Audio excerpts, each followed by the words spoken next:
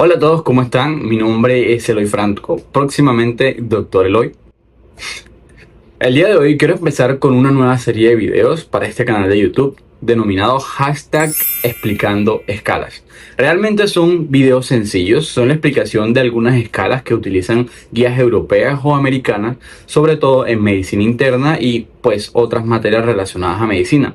El punto de hacer estos videos es explicar las escalas de manera sencilla y aplicarlos a un caso clínico para poder que ustedes entiendan. Y bueno, como para no perder el tiempo, vamos a iniciar con el video.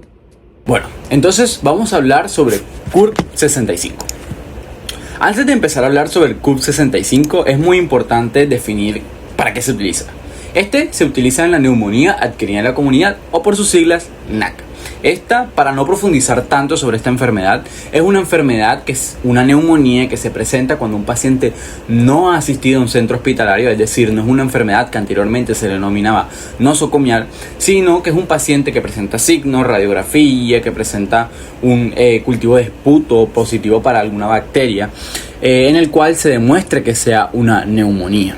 Obviamente esto es sumamente importante, ya que la neumonía adquirida en la comunidad no va a generar costos, aumentar la mortalidad dependiendo del paciente y pues generar un diagnóstico temprano de este gracias al CURB nos va a ayudar a poder clasificarlos. Asimismo, pues gracias a este mismo CURB nosotros mediante esta clasificación podemos saber si el paciente puede estar en estado grave o no, y esto va a depender muchísimo del tratamiento. Entonces, ¿qué es el CURB-65? Porque es sumamente importante dentro del aspecto hospitalario.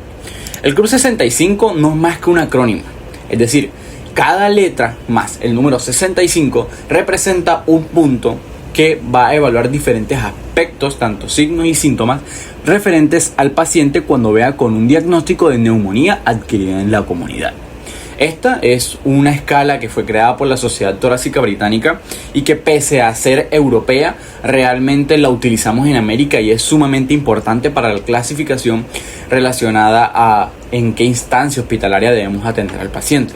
Además, pues nos ayuda a estimar la mortalidad dentro de 30 días en los pacientes, por lo cual esto es importantísimo a la hora de nosotros saber cuál es la mortalidad o saber si realmente debemos tener precaución con cierto tipo de pacientes. Al ser un acrónimo, pues cada letra representa algo y entonces esa letra al estar presente va a representar un punto, por lo cual el máximo van a ser 5 puntos, porque recordemos que es CURB-65, C-U-R-B y el número 65. Entonces nosotros tenemos el acrónimo. Tenemos CURB-65, que recordemos como es un acrónimo, cada letra y número va a significar algo distinto. Lo primero va a ser la confusión. Cuando hablamos de confusión hablamos de un paciente en el que venga con un estado neurológico alterado con el diagnóstico de neumonía positivo. También encontramos el urea, que se estima con el boom en sangre. Esto pues realmente es importante, ya que pese a que encontramos algunos valores o en algunos laboratorios las escalas suelen ser muy variables, la urea en este aspecto realmente siendo mayor o igual a 19 milímetros sobre decilitro nos va a ayudar si el paciente pues llega a tener una lesión renal aguda o si realmente existe alguna alteración como por ejemplo deshidratación del paciente, por lo cual la urea en este aspecto es sumamente importante a la hora de nosotros leer los paraclínicos en un paciente con un diagnóstico de neumonía adquirida en la comunidad. Tenemos la frecuencia respiratoria, que esta debe ser una taquipnea mayor o igual a 30 por minuto. Recordemos que la clasificación de taquipnea es mayor a 20, es decir, estamos en un paciente que realmente utiliza signos o presenta muchísimos signos de dificultad respiratoria, es decir, un paciente que presenta la utilización de músculos accesorios, que realmente se ve que la taquipnea es demasiado pronunciada, es decir, mayor a 30. Eso es algo que realmente lo clasificamos como un paciente que le falta muchísimo oxígeno. Y como recordemos que es una escala británica, este punto pues es blood pressure o presión arterial. En este caso pues lo que nos va a ayudar es a buscar si tanto la presión sistólica como diastólica dentro del paciente se encuentra disminuida. Obviamente son valores que se tienen completamente diferentes, es decir, si encontramos uno de los dos valores se suma un punto. Para este punto entonces la presión tanto si es sistólica y se encuentra por debajo de 90 o si es diastólica y se encuentra por menor de 60, va a clasificar como un punto. Y el 65 si es un paciente mayor a 65 años de edad. Entonces recordemos que cada una, si se encuentra presente dentro de un paciente, va a representar un punto. Es decir, que el máximo van a ser 5 puntos. Entonces, ¿qué resultado nos da? Pues recordemos que lo principal que hablamos es de la mortalidad. Entonces, por ende, nos va a ayudar a determinar la mortalidad de los pacientes durante los 30 días.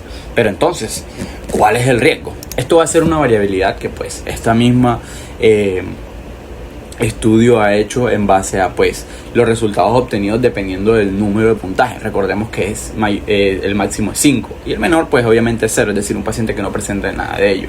Por ende, a raíz de cada punto adquirido va a ir aumentando desde un 0,7% de mortalidad durante los 30 días hasta un 57%, es decir, de un 100%, más de un 50% de mortalidad si presenta si presenta los 5 puntos dentro del paciente. Es decir, que un paciente mayor de 65 años de edad que presenta alteraciones en la urea, en la presión arterial, con una frecuencia respiratoria mayor a 30, y que presente alteración del estado neurológico, pues va a tener un 50%, un mayor de un 50% a tener un riesgo de mortalidad. Pero también nos ayuda a clasificarlo, y esto es lo sumamente importante dentro del CURP, ya que la clasificación nos va a ayudar tanto al tratamiento como a considerar si es un paciente que realmente necesita una instancia hospitalaria o una instancia en unidad de cuidados intensivos. Siendo entonces que, por ejemplo, de 0 a 1 se considera si el paciente debería estar en una instancia ambulatoria y se puede mandar a casa con un tratamiento sencillo. En un CURP 2, pues se debe considerar, dependiendo de los paraclínicos que se encuentren dentro del paciente, si de pronto se necesita un manejo hospitalario o si se puede dar un manejo ambulatorio. Pero un CURP entre 3 a 5 presente dentro del paciente, también se debe tener en cuenta si el paciente se puede quedar tanto hospitalizado como ingresado en unidad de cuidados intensivos. Por lo cual, este es uno de los aspectos muy importantes a tener en cuenta dentro del CURP, ya que nos va a ayudar a clasificar si el paciente se va a casa, se queda hospitalizado o entra a unidad de cuidados intensivos. Entonces vamos a resolver un caso clínico que es sumamente sencillo y que realmente nos va a ayudar a entender estas dos preguntas que son sumamente importantes. Entonces, nosotros tenemos una paciente femenina de 54 años de edad que consulta por 2 días de evolución con un malestar general, tos seca y disnea progresiva. Además, refiere incapacidad para pensar de manera tan clara y rápida como una normalmente lo hace. Entonces, vamos viendo que presenta una incapacidad para pensar de manera tan clara y rápida como uno normalmente lo hace. O sea, puede ser confusión. Niega antecedentes de importancia. Al examen físico presenta una presión arterial de 96-60. Tenemos que tener en cuenta que pues menor o igual en la presión sistólica. Es algo que se debe tener en cuenta. Frecuencia cardíaca de 98. Frecuencia respiratoria de 23. Ok, está normal. No hay ninguna alteración. Hasta ahora llevamos solamente 2 puntos. Con una saturación de oxígeno del 91% al aire ambiente. Y leve desorientación en tiempo. Esto también es sumamente importante. En los laboratorios se reporta una urea de 15 miligramos sobre decilitro. Es decir, la urea está completamente normal para el CURP. Y estudios microbiológicos que posteriormente confirman exención respiratoria por pseudomonas aeruginosa. Es decir, un paciente que tiene una neumonía por pseudomonas. Pero entonces vamos a ver las preguntas. La primera pregunta que nos hacen es: ¿cuál es el riesgo de mortalidad del paciente? Pues teniendo en cuenta los datos que nosotros observamos dentro del paciente, y pues si vemos que es un paciente que menciona que tiene incapacidad para pensar de manera clara, que presenta alteraciones y leve desorientación en el tiempo, pues tenemos un punto para la confusión. Ahora, ¿cuál sigue el otro? La urea. La urea se encuentra completamente normal, se encuentra menor a 19, por ende no clasifica como un punto. Entonces tenemos hasta ahora un punto. Tenemos la R de respiratorio, 23 respiraciones por minuto. Tampoco clasifica, es un paciente que tiene taquipnea, pero no entra en la clasificación del CURP 65. ¿Qué sigue después de la R? La B, es decir, blood pressure.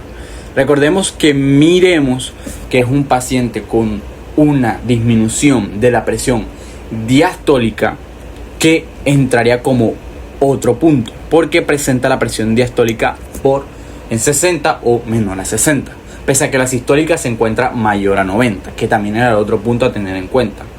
Entonces tenemos 2 puntos gracias a la presión arterial. Pero el último son los 65 años, pero es una paciente de 54 años de edad. Entonces lo que nosotros podemos obtener dentro de este paciente es que es un paciente con un CURT2. Y respondemos la segunda pregunta: ¿qué se hace con el paciente y cuál es el riesgo de mortalidad? Entonces tenemos un paciente con un CURT2. Como es un CURT2, tenemos un riesgo de mortalidad de un 13% a los 30 días. Entonces tenemos un paciente que tiene un riesgo de un de un 13% en los próximos 30 días. Como es un CURT2, nosotros tenemos que evaluar qué se hace con el paciente. Y aquí es donde entra este punto importante. Y es que nosotros, como es un CURT2, recordemos que puede ser un manejo ambulatorio versus un manejo hospitalario, por lo cual esto va a depender de los otros paraclínicos que nosotros brindamos, aunque comúnmente, como es un CURT2, suelen darse un manejo hospitalario. Además, es un paciente con pseudomonas, se le debe dar obligatoriamente un tratamiento hospitalario con vancomicina y otros aspectos que hablaremos en otro video. Entonces, esto sería todo. Muchísimas gracias. Es un video corto. Me gustaría explicar muchas más escalas como el Heart Score, entre otros puntos que son de sumamente importancia y realmente son los que vemos día a día. Por ende, entonces, me gustaría que me sigan en mis redes sociales, tanto en TikTok como en YouTube, con este canal, con esta nueva sección para los videos. Y todo. Muchísimas gracias.